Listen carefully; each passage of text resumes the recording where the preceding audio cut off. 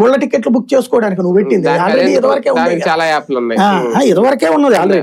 ఇంకా నువ్వు కొత్తగా చేసేది అవసరం లేదు అది. దాన్ని దీంట్లో అటాచ్ చేయడం కాదు కదా. ఇప్పుడు నేను డెత్ సర్టిఫికేట్ అడిగా, బర్త్ సర్టిఫికేట్ అడిగా, యూనివర్సిటీలో మార్క్ లిస్ట్ అడిగా, యూనివర్సిటీలో సర్టిఫికేట్ అడిగాను, అప్పుడు నాకు ఇచ్చేస్తే నువ్వు కరెక్ట్. అలా ఇవ్వనప్పుడు నీకు ఇంకెందుకు, నువ్వు కొత్తదనం ఏంటి?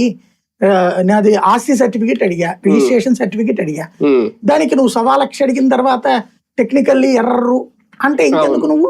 సర్వర్ డౌన్ ఉంది, పని చేయట్లేదు, అయిపోయింది అక్కడ. నేను ఇప్పటికే 5 సార్లు ట్రై చేశా, ఏం అవ్వట్లేదు. ఇక అసలు వాట్సాప్ సంగతి వదిలేసా. ఎన్నిసార్లు అని చేస్తాం మనం?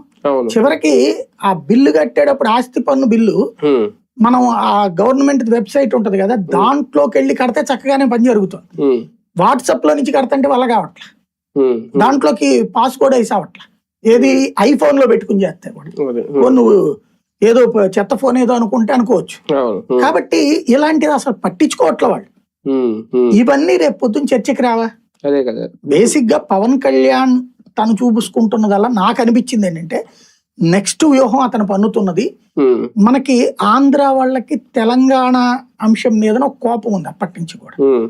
తర్వాత 10 ఏళ్లలో మనల్ని ఎవరు ఏ ఇబ్బంది పెట్టకపోవడము, ప్రశాంతంగా అక్కడ ఉండటము.